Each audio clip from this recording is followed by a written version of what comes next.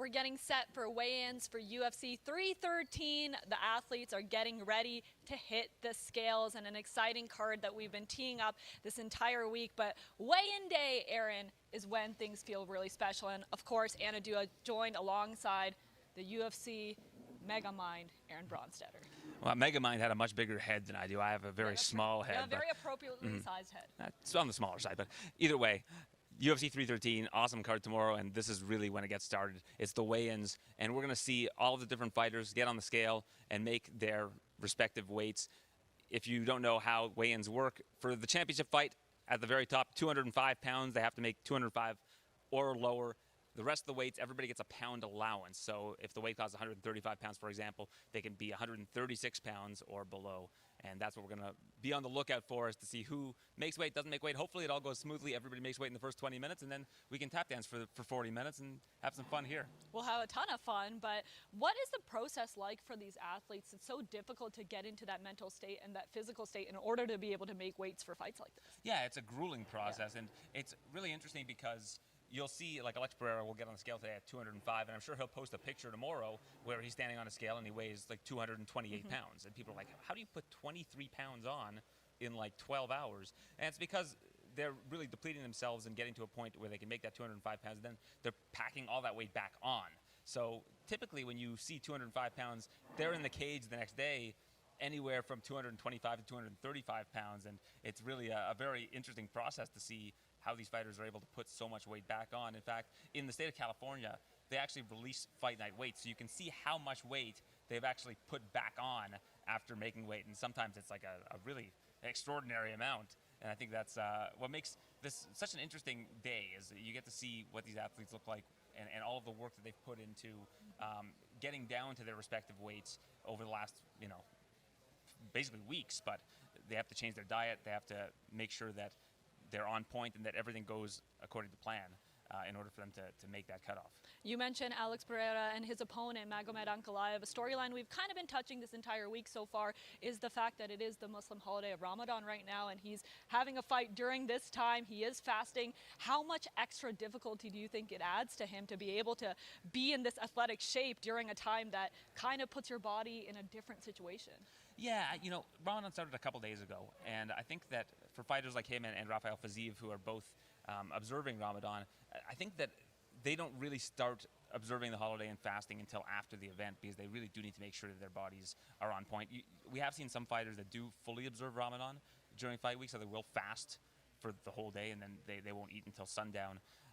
And yeah, I mean, it can certainly have an impact. But I also think that when you are a deeply religious person and you're observing a holiday where you're so connected to your faith and connected to your community, that does give you this extra kind of moral boost and, or I guess morale boost, I should say, as well as, a connectedness with a higher power that can help people when it comes to competition. Yeah, Rafael Fiziev yesterday at the press conferences said that 313 is a lucky number in Islamic culture, so they're definitely channeling their faith a little bit here this weekend. Let's preview the card we have in slate. The big main event, another almost equally big co-main event. We're going to see some good fights this Saturday. Yeah, absolutely. The main event, Magomed Ankalaev, for years people have been saying, even before Alex Pereira was in the UFC, this guy's going to be a champion one day at 205 pounds. He's just so skilled, so well-rounded. In a division where a lot of fighters are a little bit more one-dimensional, I think Alex Pereira, you could say, is one-dimensional in the sense that his striking is just such a massive part of his game. But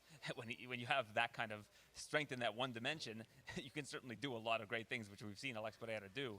Being one-dimensional isn't necessarily a bad thing in MMA if that one dimension is so much more elite than the rest of the field, which I think for Alex Pereira, being a two-division kickboxing champion before he was a two-division mixed martial arts champion, I think that he obviously he can go places, and he has in the very short time that he's been in the UFC. I think he's one of the all-time great combat sports athletes. But Magomed Ankalaev comes from Dagestan. When you come from Dagestan, you typically have a great wrestling background, and that is what Magomed Ankalaev has. And his striking has really caught up. It's really come a long way in recent years. So That's what makes this such an interesting fight, because if he can mix in the wrestling, use the wrestling as a threat to open up his striking, I think that he can have a lot of success in that main event. You mentioned the co-main event, Justin Gaethje against Rafael Fiziev. I see you smile whenever I bring this fight up, because I think you know what we have in store for this fight. I mean, this fight is just going to be absolute fireworks. Well, why don't we throw it to John Anik? It's 9 a.m.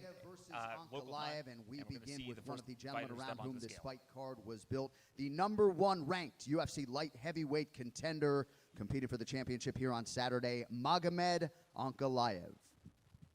And we were just talking about Magomed Ankalaev, and here he goes to the scale.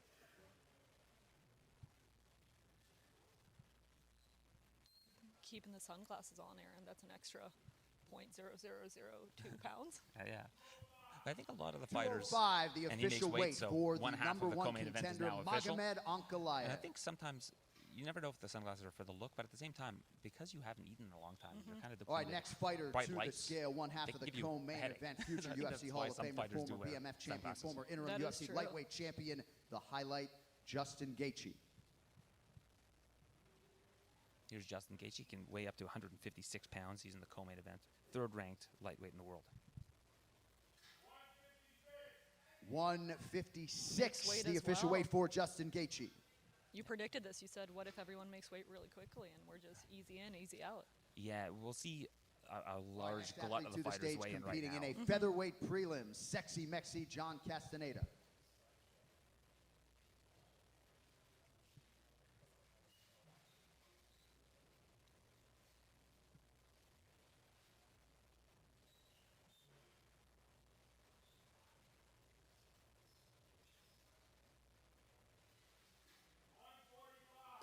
.145, the official weight for John Castaneda. 145 for John Castaneda. It's interesting. This is a short notice fight between two bantamweights, Chris Gutierrez Right, and John next fighter Castaneda. to Because the it's scale, short back for notice, the first time in a they long switched it time, to a featherweight fight. 11 ranked UFC lightweight contender, the other half of the co-main event, Rafael Fiziev. A very interesting character, this Rafael Fiziev. He is. He's grown on me. My first fight week, and I already have a favorite match here just because of the characteristics of both Justin Gaethje and Rafael Fiziev. They're just great to be around, Aaron. And for a guy that took this fight on less than a week's notice, in phenomenal shape. Flew in from Thailand. 156, the Also official recovering weight from for injury as well. Rafael Fiziev. Yeah, and you got to hand it to these athletes. I mean, I'm sure that this guy walks around at 180 plus pounds to get on a plane, come from Thailand, change ties notes, still be so disciplined that you can make 156 pounds on short notice.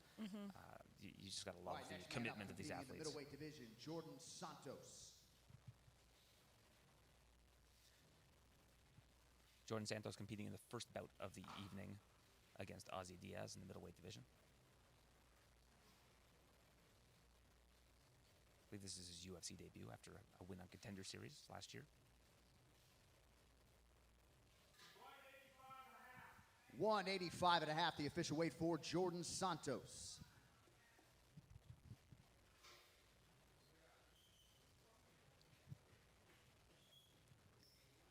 All right, next fighter to the scale competing in the flyweight division, repping Myanmar and Houston, Texas, Joshua Van.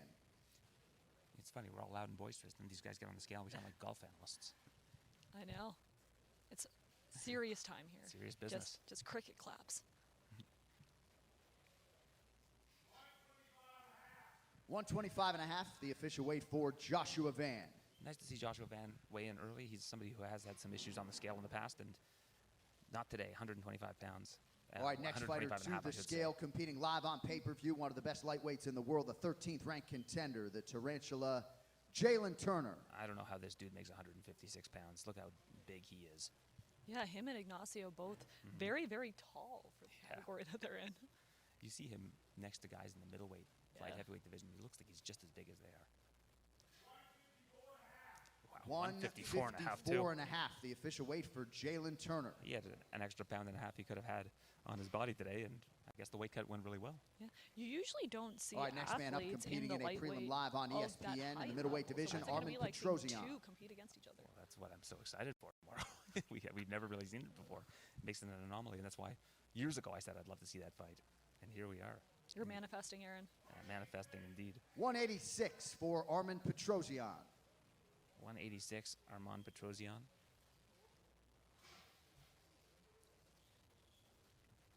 All right, back to the flyweight division now as we welcome Ray Tsuruya. Here's Ray Tsuruya, Japanese prospect. And it's been a bit of a rough go for the Japanese prospects in the last year. We saw Rinya Nakamura lose his first fight. Kaya Sakura came over from Japan and lost in his championship fight. 125.5 for Ray Tsuruya. And Tatsuro Taira had his first loss as well. But the one guy who hasn't lost yet is Ray Tsuruya. We'll see how he does as All right, the next underdog fighter against to the Joshua Van. scale in the middleweight division, the Hulk Bruno Fajeda.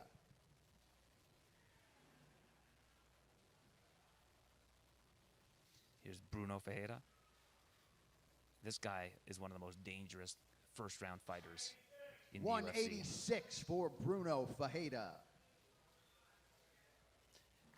The But Hulk, a good The nickname. Hulk, yes, absolutely. But against a guy like Arman Petrosyan, I All expect right, him next to fighter to go the into the scale later in the rounds. I'm featherweight interested division, to see how his Ultimate cardio Fighter holds winner up. Myron Santos. This is a guy that I'm very high on, Myron Santos. He won the Ultimate Fighter last year and just looked tremendous against Con Offley in the finale. I think this guy's going to do big things. Lives here in Las Vegas, trains with a great camp. I think he's got a bright, bright future.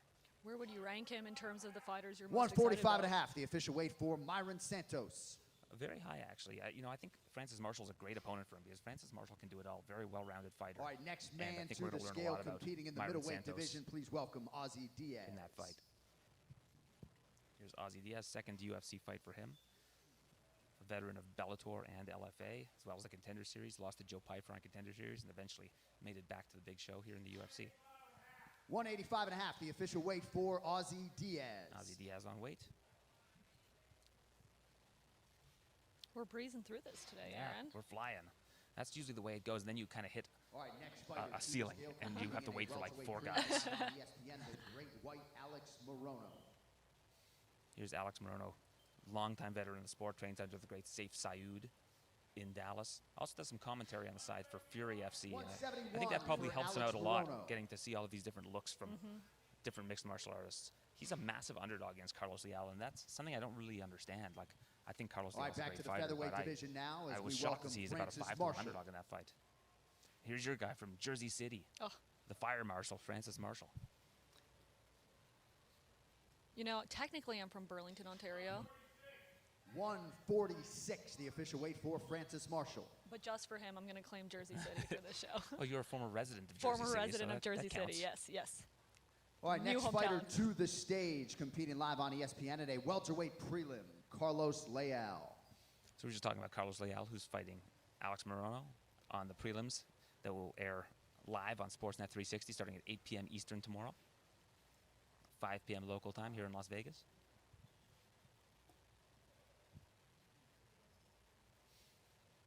A bit of a controversial debut for him in the UFC. Fight that almost everybody thought he won. He lost by decision. And I'm sure that 169, has the left a official bad weight taste in for his mouth Carlos since then. Leal. A veteran of the PFL, was in the finale of the PFL welterweight tournament once upon a time, and now All he's right, in the next UFC. fighter So to he has the a little bit of a scale. chip on One his half the shoulder picture heading into prelim this live one. There's a on lot of ESPN, one the redemption best fights we'll be heavyweights in the world, seeing the number this 5 weekend ranked for sure. contender, Curtis Razor Blades. Here's Curtis Blades, and he's headlining our prelim card on Sportsnet 360. His last fight was for the UFC Heavyweight Championship. Now he's kind of starting from square one, facing an unranked guy in Rizvan Kuniev, big prospect. 262, the official weight for Curtis Blades. Curtis Razor Blades, 262 pounds. Is it easy for you to go with the favorite in a fight like that, or is there still a little bit of question you have in your head? Well, I think you make a fight like that to see what Rizvan Kuniev has. You're trying to almost fast-track him into the top 5 of the heavyweight division, build a new contender. But to beat a guy like Curtis Blades, who has elite wrestling for the heavyweight division, it's not easy. Nice to see you.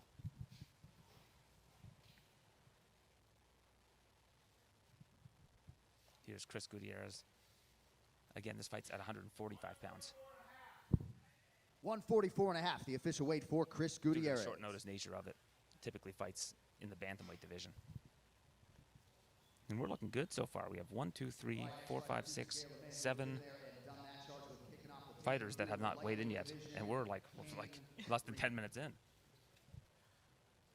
They just want to get it done with and focus on the Yeah, fight. exactly. Is this like one of the most stressful parts of the weekend, do you Oh, think? for sure. This is the fight before the fight. You know, they've got to really dig deep and make that weight. Like, you can see from the look on his face, King Green. this is not an easy task for any of these fighters. Unless, of course, you're like a Rizvan Kuniev, who's probably weighs like 240 pounds. Doesn't have to cut any weight. He's a heavyweight. He's just vibing. I'm curious if Curtis cut weight. If he comes and talks to us, 262 pounds, sometimes that means he's cut 5-6 pounds as a heavyweight. And all right, next fighter to the scale is the gentleman around whom this fight card was built, the reigning, defending, undisputed UFC light heavyweight champion, Alex Poatan Pereira. Here's the moment that we've been waiting for. The main event will be official if Alex Pereira makes weight here at 205 pounds. They're not bringing in the box, so it looks like he's probably going to make weight.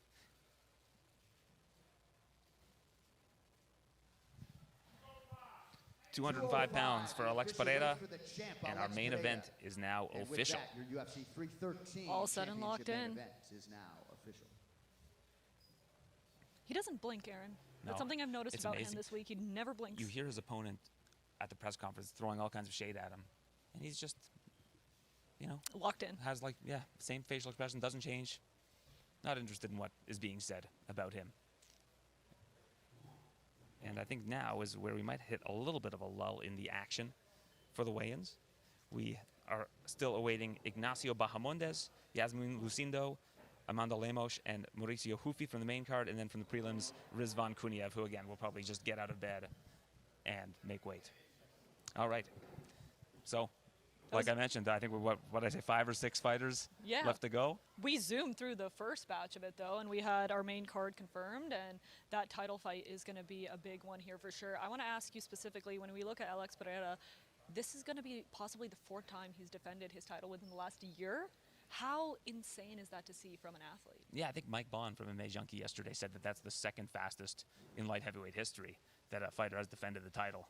I'm guessing John Jones is probably the fastest, but you look at what this man's commitment to fighting is and how he likes to take short notice fights. And it's kind of that kickboxing mentality. Like, kickboxers will sometimes you fight 2, 3 times in a night, and the layoffs are very, very short. So when you have that kind of background in kickboxing, you're always staying ready. And Alex Pereira is somebody who the UFC have reliably been able to call whenever they need somebody to headline a main event. And here we are, who's headlining yet another main event. You want to be in the position where you're being compared to John Jones, for sure. That's a great start. And you mentioned he hasn't been on the UFC circuit for that long. How much additional, I guess, excellence does that showcase in him as an athlete with how short he's been here?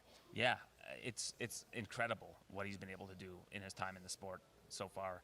Coming to the UFC, winning all of his fights, winning the middleweight championship, eventually winning the light heavyweight championship on top of that. He's only had 1 loss in the UFC thus far, and it was to Israel Adesanya, who he had beaten 3 times prior, twice in kickboxing, once in mixed martial arts. So this guy's just built up this incredible, incredible resume, and I think that if he has 2 more years of what we've seen, he's going to be an all-time top 5 great fighter, and he'll have done it like all in his mid to late 30s, which just in this sport is just absolutely absurd to come in this late in your combat sports career, move over from a completely different sport, and do what he's done. You just can't say enough. And I think when we have these fighters competing in the moment like he is, you almost discard that. Like, you don't think about what he's doing as it's happening because you're just enjoying the ride. But you look at the accolades that he's been able to trench up so far, and I just think that when all's said and done with him, we're looking at one of the all-time great combat sports athletes. In fact, I think right now you can definitively say that 2-division champion in 2 different combat sports. And I love watching Glory Kickboxing. I love watching his career in Glory Kickboxing. I'm just so excited to see this fight this weekend. I love watching this guy fight. I think in terms of fighters that I've enjoyed watching over the years in combat sports, he's certainly up there. It looks like another fighter is making their way to the scale, so let's go over to John Anik. Number 5 ranked contender in the strawweight division, Amanda Lemos. Here comes Amanda Lemos, who has the highest knockout rate in women's strawweight history. And if you look over my notes, Anna, you'll see that I don't have that written down. That is just something that I have in my brain. You've memorized it?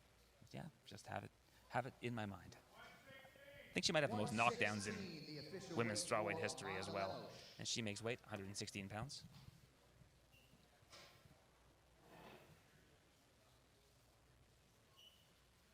She was also invisible at the time, man. I don't know if you saw that. I know. We just couldn't see her. 0 pounds. Yeah, 0 pounds. 0 pounds. Clocking it at 0. Yeah, that's true featherweight. Scale didn't the even weight move. of the feather. Yes. So nice to see her in action against Yasmin Lucindo. Great fight because you've got Amanda Lemos, who's got incredible power, and then you've got a prospect like Yasmin Lucindo, who's really on the come up. You know, Lemos, I think 36, 37 years old, so she's a little bit on the older side of the women's strawweight division. Lucindo in her early 20s. Kind of an interesting dynamic, two Brazilian fighters. I can't wait to see how this one goes down because Lucindo's an exciting fighter in her own right with good power, but Lemos just has that game-changing power in the women's strawweight division that we really haven't seen any other fighter have.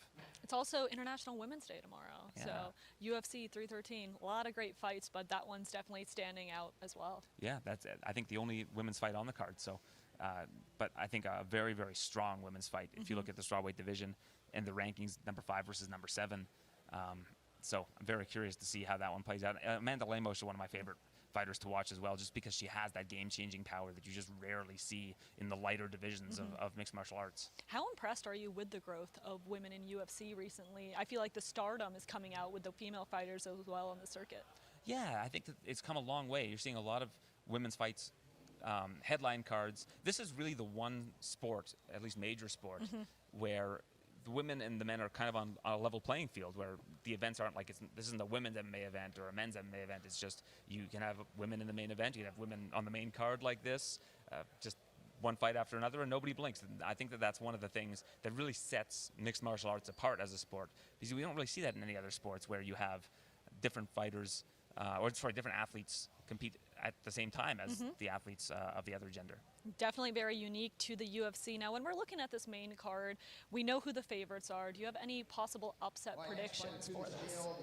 Well, why don't we go to the scale quickly, We'll wait for that. and then You I'll can answer think your on question. it. Yeah, You let can me think on it. All right, here's Rizvan Kuniev, and as mentioned, he probably didn't have to cut any weight for this. Let's see what he weighs in at. I believe he's kind of on the lighter side of the heavyweights. Probably the happiest person on the scale today. Yeah, there he is.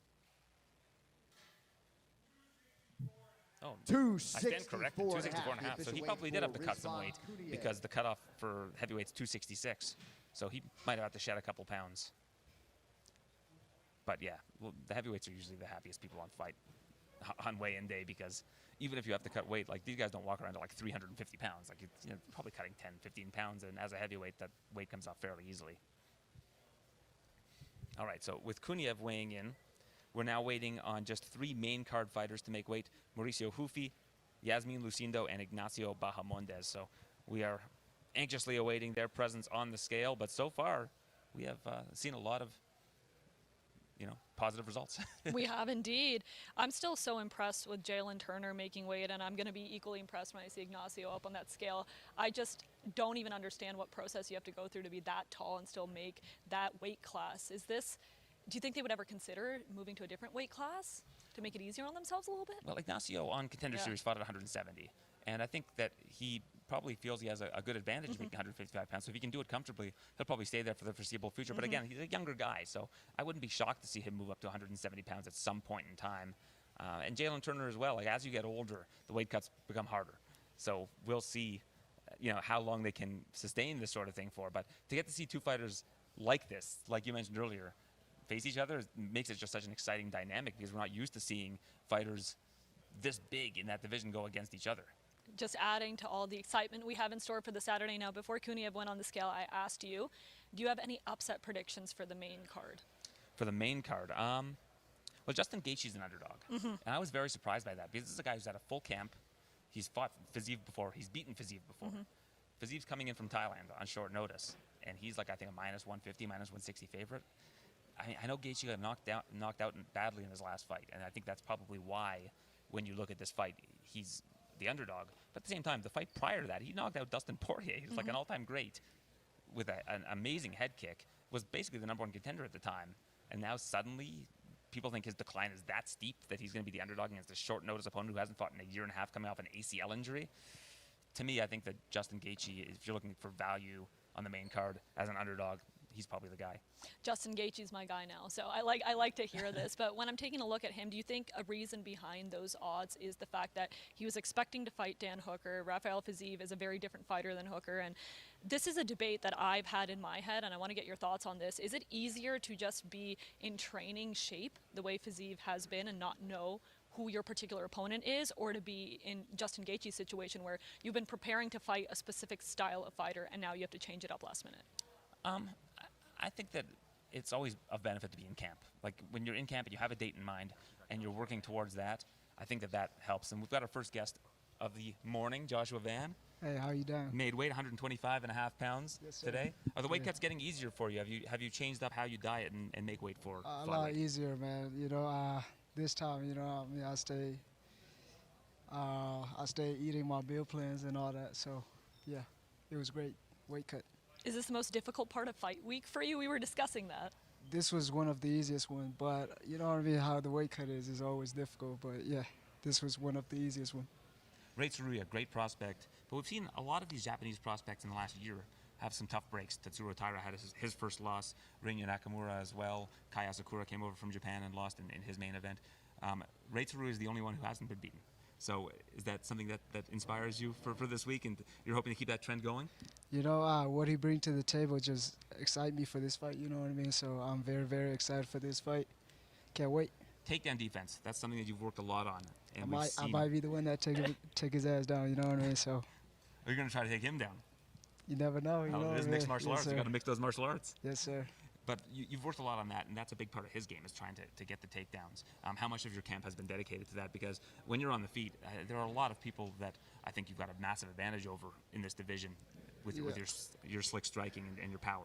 Yeah, I don't usually train for like the takedown defense and all that. Like it just comes natural, when we in fight camp, we don't just train striking and stuff like that. So whatever come, I'm prepared. You know what I mean? If you want to go to the ground, I'm prepared too. So let's see tomorrow. So when you're facing off against a fighter like Tsuruya, what was the biggest part of your game that you focused on to address the way he fights? He's aggressive guys too. So we're gonna be in the middle. So I feel like whoever took the back step gonna lose. How much will you So, weigh yeah. tomorrow, do you think? Ballpark. How much will I weigh tomorrow? Yeah. Shit, When you walk in the about- cage. About 140, 41. That's my fight weight. That's usually what you weigh at Yes, during a sir. fight. So you put on about 15 pounds. So what do you eat in order to put that back on, or drink? I don't know. I just eat whatever, but usually I eat steak. So steak is my thing. My thing. What's your favorite cut? Ooh, I went to Brazil steak, so I eat all kind of like lamb, beef, and all that. So it's all mixed. All right, now you're speaking our language. I know we love steak. How do you like your steak? That's the I like most important medium question. Medium rare. That's the Yes. right That's answer. how I ordered That is the yesterday. right I agree, answer. That is the right Uh, answer. If you order a well-done steak, no disrespect, Oh but my it's God. just kind of a waste, right? Disgusting. All right, but I'm glad we're all in agreement. I feel like the three of us have reached a Yeah. consensus. Well on done steak that. is not steak. No, it's not steak. I mean, like if you're a dog or overcooked. something, you need some meat to eat. I kind True, of get it, true. but they're not really as discerning as us humans are when it comes to meat. No. Josh, thank you for this, man. Thank you so Thank you for much. having Good me. luck. We really veered off the path there, but I Yes. appreciate you taking the time Yes, to sir. speak with us. We got him excited for his steak, though. Yeah. Absolutely. Thank Here we you. go. Thank you. Good luck. Well, Joshua Van will be on our Sportsnet 360 prelims tomorrow, beginning at 8 p.m. Eastern, taking on Ray Tsuruya, a top prospect in the sport, and Josh Van, a top prospect in his own right, and we appreciate him taking the time to speak with us.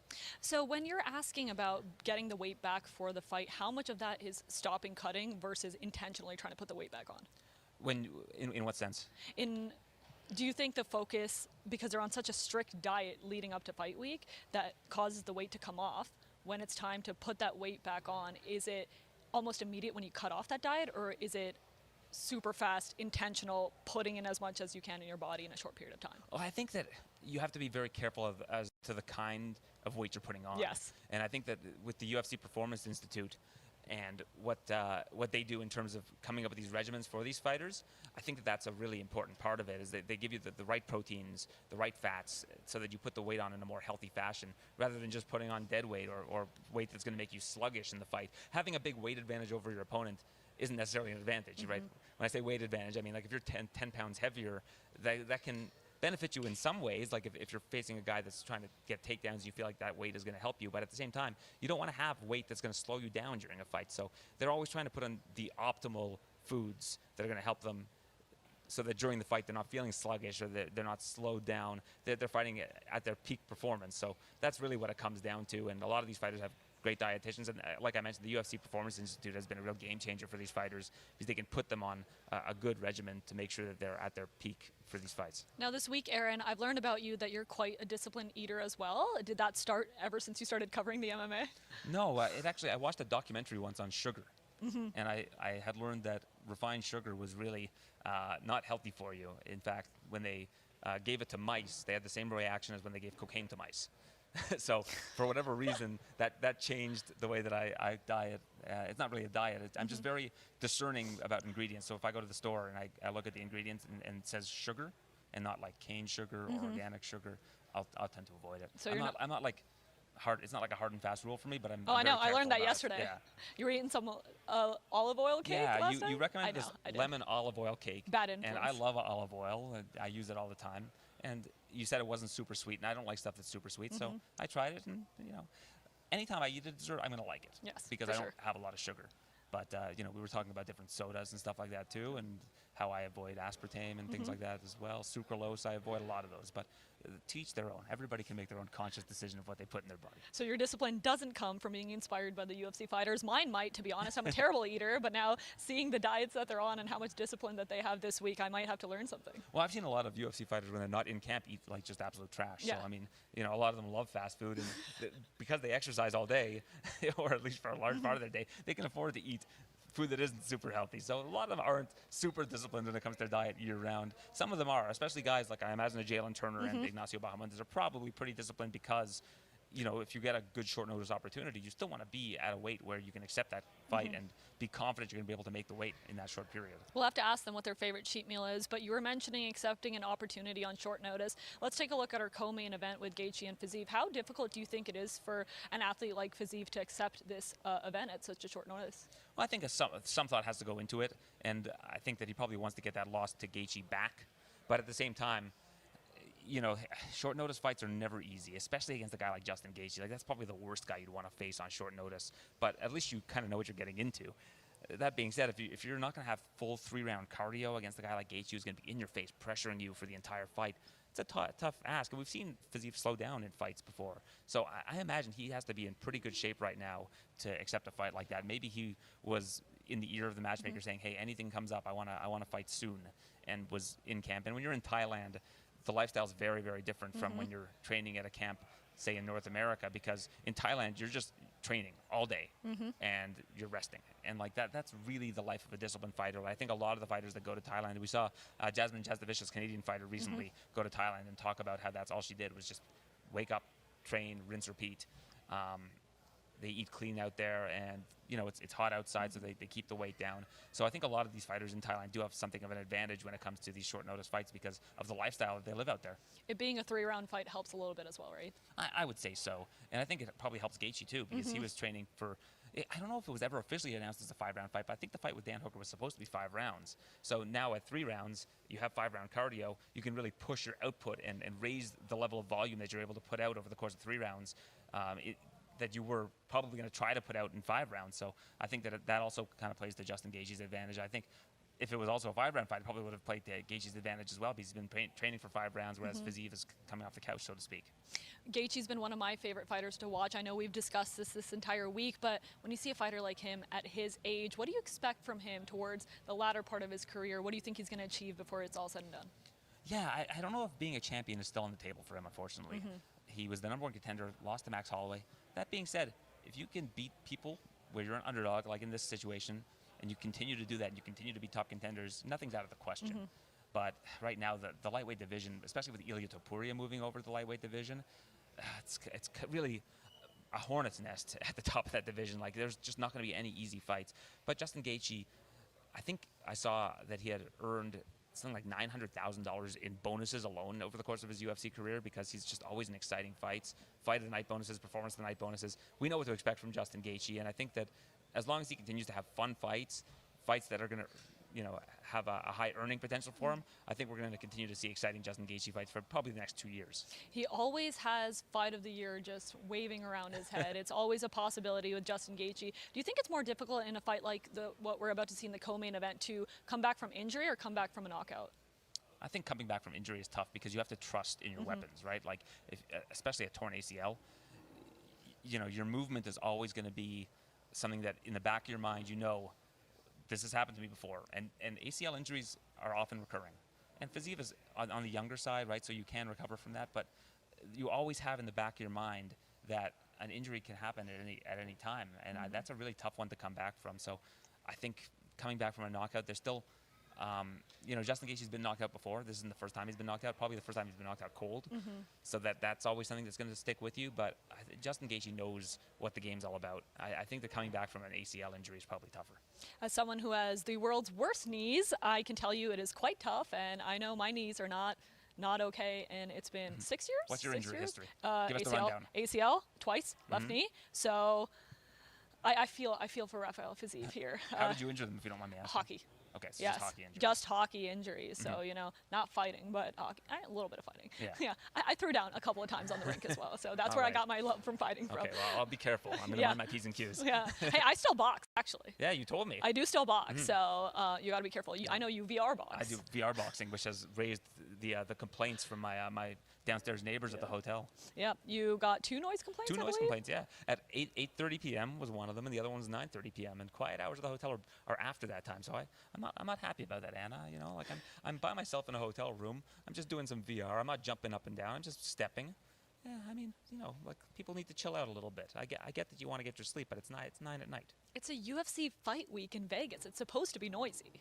Yeah, but I'm just exercising. You're not screaming. You're not yelling "chama" in your room in the middle of the night. Let the man exercise. Yeah, I'm not yelling "chama." I'm not doing like the bow and arrow thing. I'm not like Alex Pereira does when he walks out. You should try that tonight, actually. Yeah, you only got 2 noise complaints. Might as well get might as well get a We're third just one. gonna keep pushing the envelope later and later. Yeah, get them amped up for that Pereira and Ankalaev fight. And taking a look at that, I know we talked a lot about the co-main, but the title fight. What do you think Ankalaev has to do to have a standing chance in this one? He needs to pack a singlet and pack his wrestling shoes and wrestle, and threaten with the wrestling. And even if he's not going to commit to a takedown, feint the takedown, make Alex Pereira think, overload his CPU. I think that's really his best path to victory in this one, is try to make Alex Pereira overthink what the next thing is going to be. I think that if he tries to stand with him for a prolonged period of time without trying to utilize, again, whether it's pure wrestling feints, I think that that's going to be a mistake. I think that he needs to continuously make wrestling a major part of his game plan if he wants to beat Alex Pereira, because that's the one thing that we haven't seen Alex Pereira have to deal with for any sort of longevity during a fight. And I think that the one time that he kind of did was against Jan Blachowicz, and when that happened, I think that was probably his toughest light heavyweight fight to date. So when we're taking a look at this fight, I know we gave our predictions after our media day, and I'll ask you if you're still sticking with it. I said that I had Alex Pereira in 2 rounds. You said? I said 3 rounds, yeah. 3 rounds. So if this fight goes the distance, if it goes to 5 rounds, who do you think has the advantage? Well, it's an interesting question. Again, I think that if the fight is mostly contested on the feet. So here's the way that the judging criteria works when you're scoring fights. Damage is kind of paramount. It's effective striking and effective grappling. So effective striking gives you a lot more options, because effective striking, leg kicks to the body, kicks to the head, punch to the body, any sort of strikes tend to weigh more with the judges than grappling. If you're going to get points for effective grappling, you're going to have to really smother an opponent and do so for a prolonged period of time. Because you can have a fight where if Ankalaev has 4 minutes of ground control, doesn't do much with it, and then in that 1 minute, Alex Pereira's landing body shots, landing leg kicks, landing shots to the head, he can still win that round despite being on his back for 4 minutes of that round. So I think a lot of people would say if this fight goes the distance, it's Ankalaev, he's got it in the bag. I disagree with that. I think that if Alex Pereira is still able to do damage over the course of 5 rounds and make it an interesting fight, and even if he does get taken down, still does good work on the feet in the time that the fight is standing, I still think that Pereira, by decision, is on the table. Well, let's take a look at the one fight in our main card that I feel like we haven't discussed this much. You talked to King Green earlier, so you can tell the fans what you discussed with him. He's a character, to say the least, and Mauricio Hufi. In this fight, the thing that stands out for me is the age difference between the two. And so when you have that big of an age gap, do you think that immediately gives Hufi an advantage? Yes and no, right? Like, younger fighters are always going to have a stronger, I think, mentality than older fighters, because their bodies are so much fresher. And I think that when you have that sort of thing in your back pocket where you're like, I'm young, I don't get hurt as often, I can train harder, you always have that.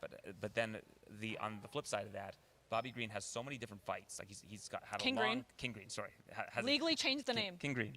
Although he did introduce himself to me as Bobby when I saw him the other day, and I had to correct him.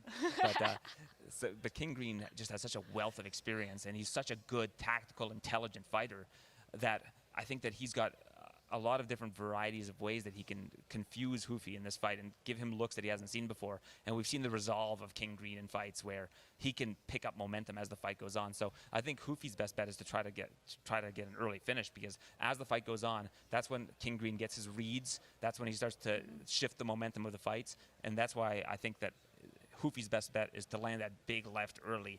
And I love seeing him use his weapons. It actually reminds me a lot of Conor McGregor in the way that his mechanics work in how he throws that left and his stance. He has a lot of similarities, I think, in terms of his stand-up to Conor McGregor.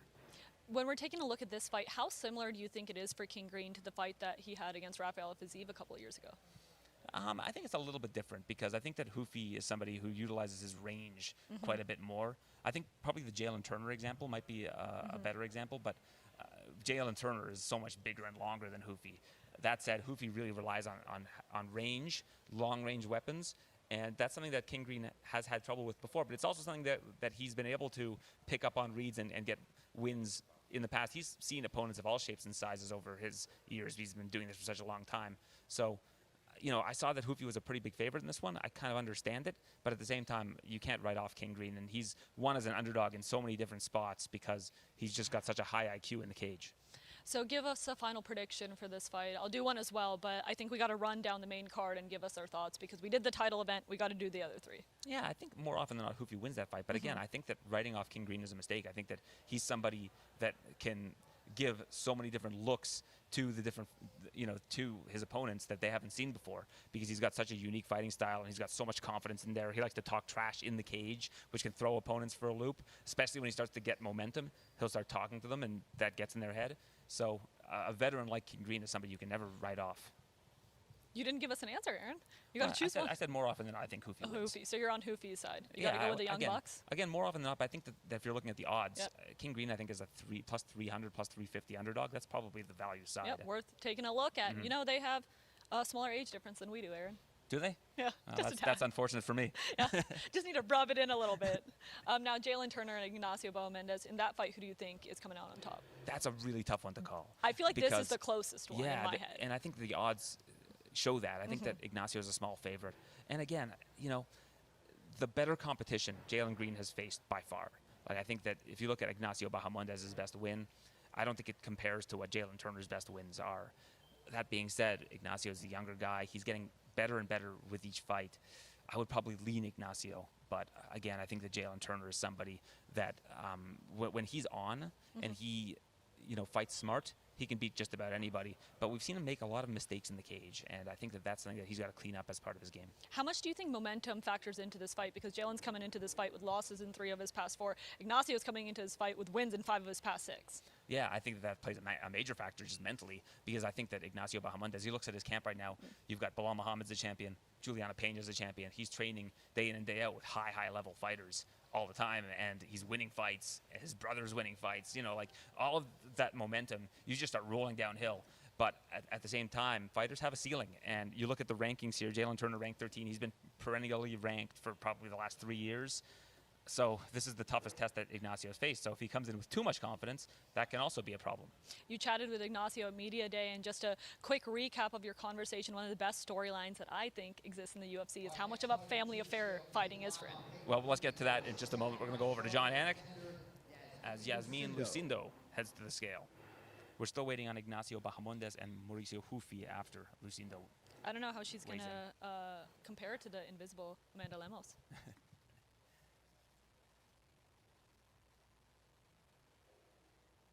I got be yourself tattoo. Good advice.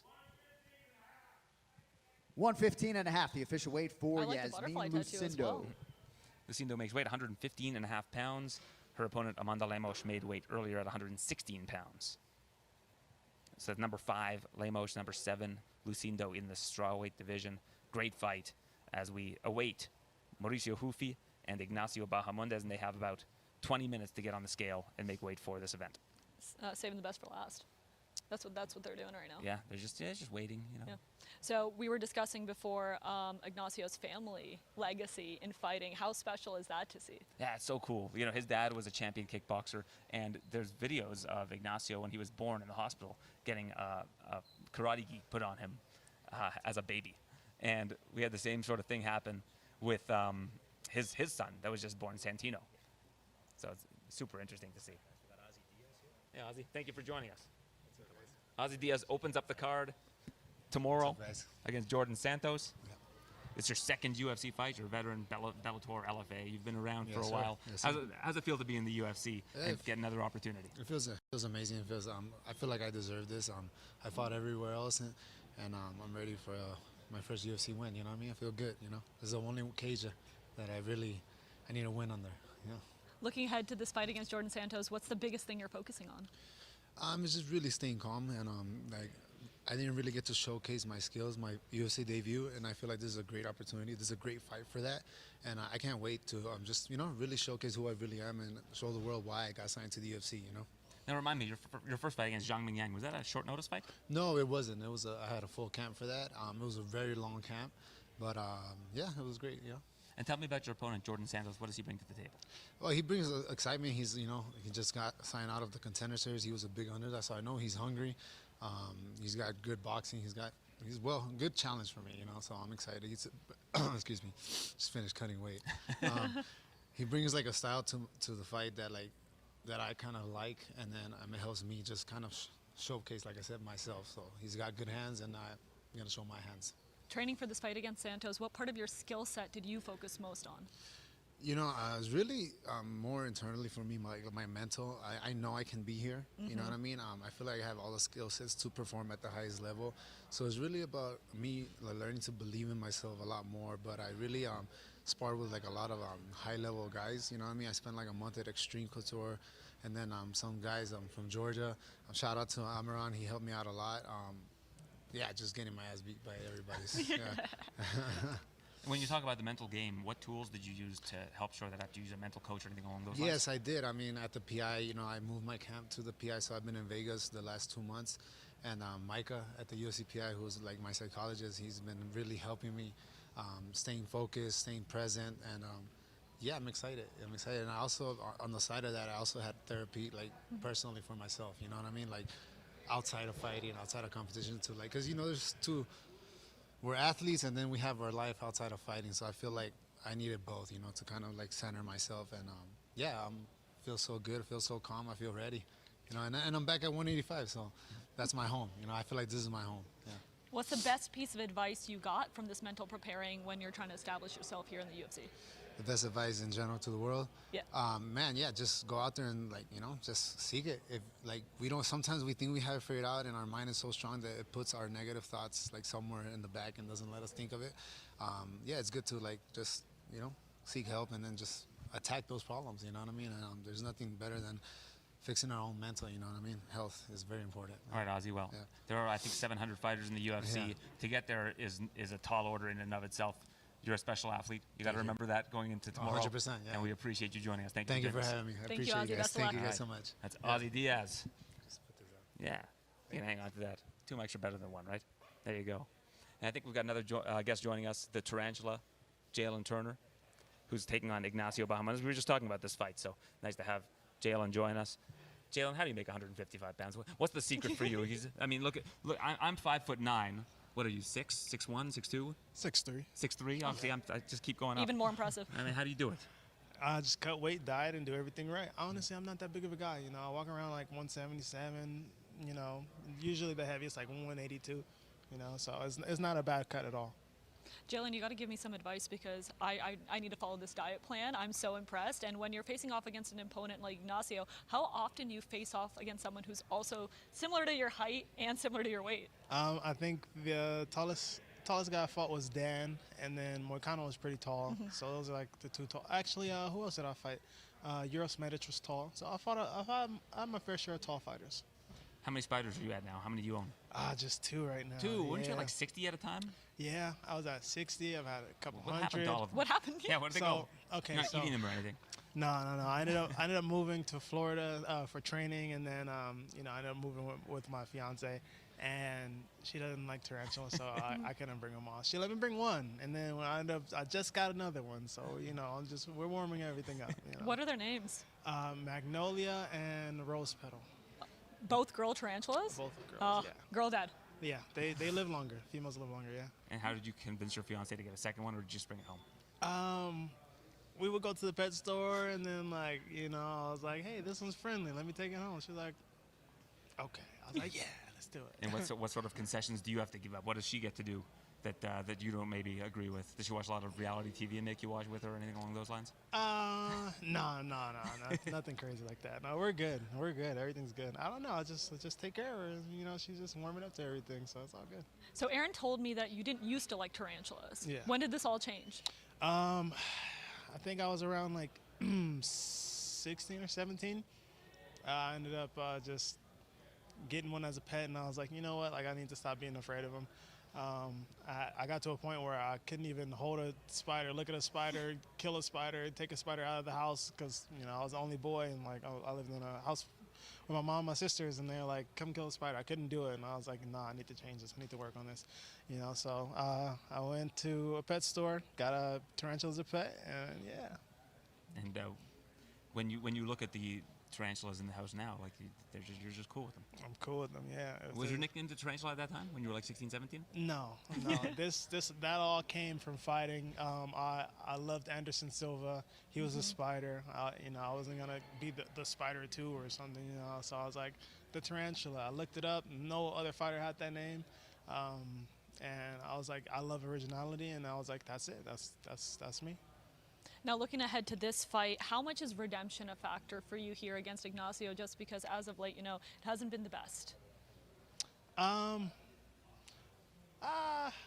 just want to go perform. You know, a redemption, like, yeah, I mean, that's a part of it, but I just want to go perform, do what I've been working on, and, you know, evidently I feel like I will get my hand raised, you know, so as long as the performance is good, you know, have a strong fight, the fans are satisfied with it, there's a little blood here and there, you know, we're good. Was that last fight the most valuable lesson you've ever taken away from a fight where you felt like you had it in the bag and then unfortunately it slipped away? That fight just hurt a little bit. But yeah. Here's your opponent. He's going to get on the scale. Let's see. Let's see how he looks. It looks like he's going to make it. No box required. It's more suspenseful when the opponent's standing right next to us while he's making weight. You get to give us your I life think they're thoughts. bringing out the box. Oh, yeah, a tough one. Yeah. Do you like seeing your opponent have a tough weight cut? As long as the fight's going to go on? It sucks. I've been there. I think he's missed weight in the past, so we're hoping that that's not the case again today. So just so people know, he will get an additional hour from the time he weighs in now to try to make weight if he is unable to make the weight. And we're on 156 pounds. Fight is official between the man to my right, Jalen Turner, and the man to, I guess, my north-south and back who just made weight in Ignacio Bahamondes. Sweet. Happy he made it. Jalen, what are you most looking forward to in this fight? Having fun. I want to go in there, have fun, you know, just let everything unleash and, you know, just throw some leather. I haven't done it in a while. Have you ever brought the tarantulas out to watch? No, I haven't, no. You don't like bring them in your shorts and use them as a like in pro wrestling with Jake the Snake, where he brings snakes out and scares opponents? Nah, they don't let me do that. That's unfortunate. I would love to. All right, maybe We'll one day. ask them about that. Yeah, We'll make it happen. Maybe a Texas commission, they'll let you do it. Maybe definitely. All right, Jalen Turner, thank you for joining us. Really appreciate it. He is Jalen Turner. He is taking on Ignacio Bahamondes, who just made weight for this event tomorrow night. Appreciate you joining us. Best of luck, Jalen. Thank you. Appreciate you guys. And we're awaiting one more lightweight to get on the scale in Mauricio Hufi. That is the last fighter that needs to make weight for this card, and he will have, looking at my watch, 12 minutes to do so. So appreciate Jalen Turner joining us, and that was cool. You love to hear them just say just to have fun. It showcases how much they enjoy fighting. This is my first fight week, and being around these athletes, it's so clear to me the passion that they have for the sport. Yeah, he's just a laid-back guy, and always is. Like, you asked him, like, you know, he's looking for redemption. He's just like, nah, you know, I want to go out and do what I love, and I always love that mentality because that shows they have a real gratitude for what they do. And I think that's such an important thing to have in life. So our task for this week, Aaron, is to find Dana White and get tarantulas are allowed at UFC fights clause put in. You know, Dana's got a lot of clout, but I don't think he can change commission rules on like 24 hours notice. And maybe he could actually. I mean, I actually think he could. He could probably pull some strings and allow spiders in the cage. Yeah, we got to get Magnolia and Rose Petal. Those are some good names to watch. If you had a spider, what would you name it? What would I name it? Daddy Long Legs. Okay. But isn't that like a type of spider? Is it? Yeah. It'd be funny. You know when you get like a dog and you name it Cat? Yeah. That would be like my motive. I like it. To like name a tarantula the wrong type of spider. I could go crazy. I could name it dog. That'd be kind of sick. Name a dog Daddy Longlegs? Yeah, dog daddy. It would have to be like a Great Dane or something. Yeah. Irish Wolfhound. Yeah. I like that. What would you name your spider? Do you like spiders? I don't dislike Would spiders. you touch one? I wouldn't own one, but like if they're in the house, I'm the go-to if there's one in the house. My wife doesn't like them, so They're actually I'm the really exterminator. important for life. What do you mean? They're like one of the most important like parts of our ecosystem. How so? See, now I'm going to learn something here. Okay, don't quote me on this, but you know like Charlotte's Web? The movie about the pig and the spider? Yeah, they like clear out like insects that are like bad for the world, right? Like mosquitoes they and eat stuff. they eat like small insects. Yeah. So they like keep things like organized and clean. Yeah, They're see, nature's cleaners. Yeah, I like them because I live near the lake, and we get these bugs called midges every year in May. And the spiders get rid of them? Mid-season, Yeah, and they end up in webs. They live for like 2 days, and they just procreate like crazy, and they're everywhere when you live near the lake during that time of year. So I embrace the spiders. So we were talking about how this fight was going to be the closest one we see between Jalen and Ignacio. Did we land on a final prediction for this, or did we just tee it up? Yeah, like I said, I think that the momentum of Ignacio is something that is going to really help him going into this fight. But like that, then you get a chance to speak with Jalen. You see how laid back he is and everything. It's a really tough fight to call, honestly. A lot of these fights are often like, is the best version of themselves going to show up that day? Like that, it really often comes down to the fighter on the day of the fight, how they're feeling. It can make that much of a difference when it comes to a fight. No matter how stylistically superior they might be in one way, that can make such a big difference. And I think in a fight like this, where both of them have such well-rounded skills, that's honestly what it could come down to. Well, I'm going with momentum in this one, so I'm going with Ignacio All right. to come out with the win. And you are? Yeah, I think more often than not he wins. I don't like to say like definitively that someone's going to win, but I think like because you're going to get attacked if you're wrong. It's close enough of a fight where it's like I think he wins like 52% of the time, right? Like it's like such a small margin, and that's what this sport's all about. It's just the smallest of margins when it comes down to anything that happens in the cage on fight night makes such a big market difference. So we've come up with predictions for the entire main card. We're pretty ready to go. Well, we didn't touch on Lemos and Lucindo. Oh, we didn't. We have to do For that. International Women's Day. I'm going with Lemos for this one. Yeah, this is a really tough one to call also. And Lemos does have that game-changing power, but Lucindo is so fast. And I think that could be a difference maker in this one. That might be the only one we disagree on, because we're on the same page for every Lemos other is fight. the underdog in this fight, but, it's really hard to go with like a 37, 38-year-old fighter in a small division against a young, up-and-coming fighter. I think I would probably lean Lucindo in that one. Veteran presence again, sometimes this helps. main card, like if you look at all of these fights on the main card, they're so close, like all of them. That's why I love a card like this, because I always say the best kind of UFC card are the ones where you're gonna learn a lot. Like at least for me, that's like the thing that stands out is like how much I'm gonna learn about these fighters and what are we gonna find out about their futures and how good they are right now, what their upside is. Like I love that kind of stuff. Is this the best main card you've seen in a while? Well, I don't have all of them in front of me, but I think that this is a really, really stacked main card. Like I think that the best 5 fights on this card are all on the main card, which is nice to see. Because sometimes you'll see some prelims mixed in where like they try to distribute the weight of the card in a way where like you're getting better fights on the prelims sometimes than on the main card. But in this situation, I think that the best fights on the card are all on the main card, which is good. And you can order that main card on Sportsnet Plus. You can indeed. And when we're taking a look at these 5 fights, how many knockouts do you think we're going to see tomorrow? All right, let's look. Are just these 5? Yes, just these 5. Let's start with those. I think in the main event, we're probably going to see one. I think the co-main probably goes to decision, in my opinion, even though these guys are just complete berserkers and there's a good chance of a finish. But if I had to guess, I'm going to say that one goes the distance. I think Turner Bahamondes, we'll see a finish in that fight. Could be a submission, might not be a knockout, but I think we're going to see a finish in that one. Lemos Lucindo, I think, goes the distance. And I think Green and Hoofy, that's the toughest one to call. Because I think if Hoofy wins, it's probably inside the distance. If Green wins, it's probably by decision. Yep. All righty. Well, so we're saying 1. Definitively. I think, yeah. If you were to set a line at 1.5 fights that don't go the distance for the main card, I'll take the over. I think more than one fight will end inside the distance on the main card. A lot of great matchups in store now. What is the most interesting thing you've learned from being around these fighters this week? I don't think I've learned a whole lot, really. Any fun stories that you got from your interviews yesterday? If you watched the UFC Embedded episode 4, which I would recommend you watch on YouTube, you get to see me dancing with Poatan and his coach Plinio You're Cruz. a star, Aaron. Yeah, we've got El Guapo. Chris Gutierrez joining us. So Yes, sir. short notice fight. Opponent John Castaneda, 145 pounds, so a little bit less of a weight cut. How did this weight cut go, knowing you didn't have to get all the way down to 35 and you were expected to fight on this card anyways? Yeah, I mean, it's always good when you don't have to cut as much weight. You know, I think it makes for a more entertaining fight. You have more energy. So looking forward to it. Looking ahead to this fight against Castaneda, what is the biggest thing about his game that stands out to you? What about his game stands out to me? Yeah. I mean, he's tough. He's been around the game for a while. So have I. So it makes for an exciting fight, you know. You know, odds don't matter that much in terms of fights, but I saw that you opened as an underdog, and I was very surprised by that because I think you fought the better level of competition.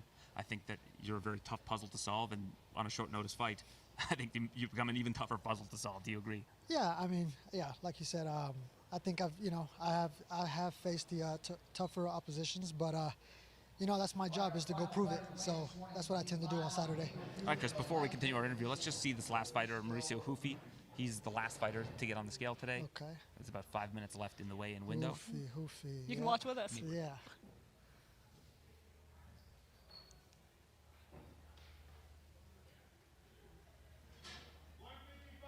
All right, so he makes weight. All the fighters for UFC 313 have made weight. Let's continue with Chris Gutierrez here as we start to come to a close for this weigh-in show. Leg kicks, they've been such a valuable tool for you. How do you practice leg kicks very often? Because, like, is it just fighters, they wear the shin guards and you just kick away at them? Like, what's the key to mastering leg kicks? Just been doing it for years. You know, there's a certain technique to it, but that's for you guys to see on Saturday. Can't give away too many secrets. What are your shins like? Are they like baseball bats? Like, You want to feel? Yeah, let me feel. Here, let's get. Can you get it up this high? Probably not. Here. So, okay, you can. So where do you, when you're landing the leg kick, what part of your leg is landing on the leg of your opponent? Right there. Right All there. right. Yeah, that's like a feel Feel for yourself. It's like a petting zoo. It is. Oh my God. Yeah, it's like wow. it's like a baseball. Calves bat. to steel. And you land like. Do you know how many of them you land on average in a fight, roughly? I think I had an average of, I think it was like 60, 65. 65 leg kicks landed per fight. Oh my God. Wow. So- And your leg is able to. You haven't had any injuries to that leg or anything, like major injuries? No, I aim well when I kick. I don't just throw them, just to throw them recklessly. That's how, you get hurt. But yeah, I mean, you never leave a fight unescathed. You always have some battle scars, but that's about it. I think I could do max 2, and then I'd have to submit because I'd be too tired, and the fight would be over. You also said you've blown your knees out before. I have blown my knees. I could do my right knee. I could do the other one. But Chris, when you're preparing for a short notice fight, how difficult is that instead of having a full training camp? That's a good question. So what I did differently was, instead of focusing on the negatives, which was 3 different opponents, I said to myself and my coach as well, let me just focus on the things that I need to do to improve. And I think it just opened up, I was able to dive in deeper into the things that I needed to do to grow as a human, as a martial artist, and I think it's going to show on Saturday. I was able to put myself in very uncomfortable positions, very uncomfortable spots during training that I haven't been in a while, and I was able to grow from that. So, yeah. I think you're one of those rare fighters that have such a defined weapon, where I think it's almost a bigger challenge for people to say, how can I beat Chris Gutierrez, who's so good at this thing, than for you to have to be like, how do I beat this opponent? Because we've seen you be able to beat opponents utilizing a very strict game plan. Do you agree with that? That it makes it like such a challenge, unless you're fighting like a really grappling heavy opponent, that you really have a solid pathway to victory against just about anybody. Yeah, I mean, I think that goes to attest to the team that I have. Factory X, Mark Montoya.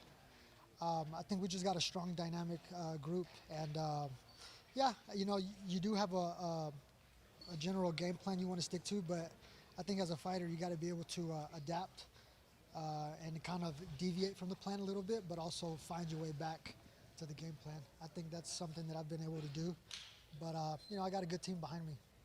As we wrap up weigh-ins, we've been talking about how difficult it is to diet and cut and make weight. So when all is said and done, what's your favorite cheat meal that you're looking forward to? You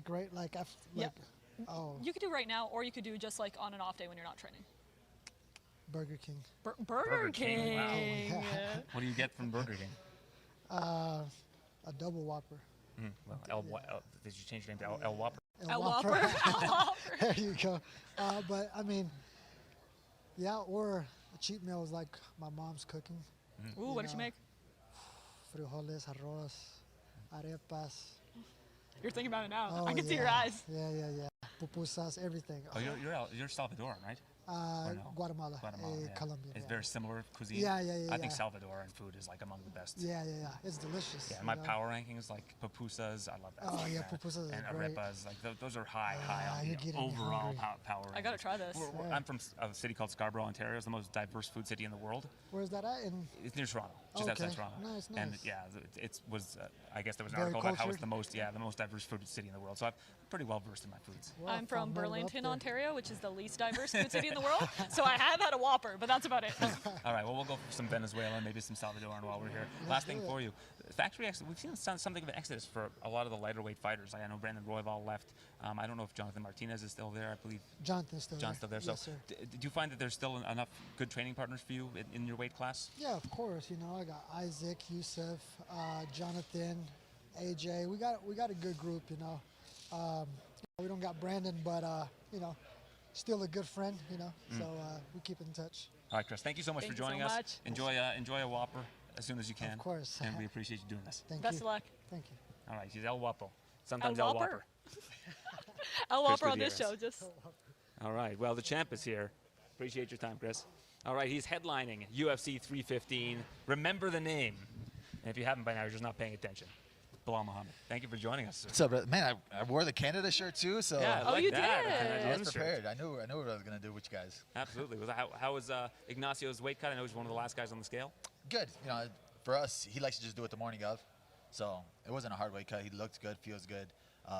It was just like, all right, you know what a weight cut's a weight cut, and I'm just glad we made it. Now it's just time to prepare for tomorrow, eat tonight, and then tomorrow we eat even more. How difficult is it to get that weight back after something like this? Nah, it comes quick. Yeah. But that's the hardest part is you just got to be smart about it. You got to do everything slow. So even with drinking, you got to sip slow. Fighters were just like, oh, I just want to gorge everything Yeah. right now, right? But you just got to be really good, particular about everything you eat too, because at first, when I first started my career, I was like, I want desserts right away Yeah. because I didn't have desserts for 6 weeks. And then tomorrow when you fight, you feel like trash. So I'm like, you got to be smart about the gas you're putting in before the fight. Then after the fight, have fun. What's your cheat meal after the fight? Nachos. I love nachos. Nachos. Oh, Yeah. I mean, that's Ignacio's nickname. Yeah. is Nacho. Yeah, So yeah. that's a weird coincidence. No, but he's weird. He loves Olive Garden. And I'm just like, I bro, love what? Olive Garden's the best. What? It is the best. She The likes unlimited lots of- breadsticks she and likes lots of salad. mid stuff. She's a big fan of Nickelback. I just, all right. It's kind of weird. I'm just Ignacio's speaking explaining my the language attitude. now. So, Canadian shirt, you were just in Montreal last week. How did you enjoy the experience? It was fun, right? I mean, for me, it was a short flight. We got to experience the hockey game. That was cool. And then, I mean, press conference is always weird when there's like not fans and you're that far out. But it was fun just to feel the build up and just be in Canada. It's kind of cold, but it was all right. What hockey game did you go to? It was the Canadians against I forgot who else they were. You're who they looking were at me. playing. I'm the wrong person to look at. Who they played last week? Do you I'm remember? the hockey reporter. Oh yeah, I forgot who they were playing against, Yeah. but I think they won 3-0. Yeah. So Yeah. you're a Canadians fan now? I mean, I'm a free shirts fan. You're a so free if they shirts give me fan? free shirts, We'll have to get you free- I'm still we're a from- Blackhawks. Blackhawks kind Yeah, of we're not, right yeah, now. I was gonna say we're not gonna tell CM Punk that you're a Canadians fan. Yeah. He's gonna be mad at you. He's about to block me on Instagram. We're from Toronto, so I got to get you a Maple Leaf shirt. Oh, I'll take it. Yeah. Yeah. I'll yeah, bring but it. if you're just about free shirts, we can hook you up. Yeah, we can hook you up with any shirt. So how excited are you? UFC 315, 2 months away. Has your camp? Have you started to really ramp up camp yet, or no? Yeah. For me, I'm a guy that like trains all year round, no matter what. So then now that I have a name and a date, it's just starting to pick it up. Obviously, I'm doing Ramadan right now, so it's still managing, my output now. Where you don't want to go crazy, then end up getting hurt. But yeah, feeling good. Me and Yair were training the whole time we've been here this week. So we're both excited. We got big guys, big names in the gym with fights coming up. So the whole team is pushing right now.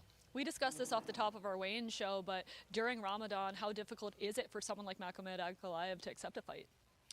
I mean, for him, it's difficult. He said he was going to fast this week, and you're allowed to like make it up. Because I'm like, you have to drink 2 gallons of water. That's going to be super hard to Yeah. like fit in that night section. But like I said, for me, I've trained my whole life during it. I've always pushed during it. So the hard part is when you have to help your partner cut weight and you have to go into sauna with them. And then I Yeah. got, all right, it's 8 more hours till I can drink water. Yeah. And I know that your teammates have banded around you during Ramadan in the past and trained with you late into the night. Is that something that's going to happen for this camp since the next 4 weeks are going to be part of your 8-week camp? Yeah. I mean, we've been really good with it right now. My body feels good still training in the morning. But yeah, the teammates are like, hey, you want us to go night sessions? And I'm like, nah, I'm feeling good right now. Let's just keep working with this and then see how the body reacts. But the body's reacting well.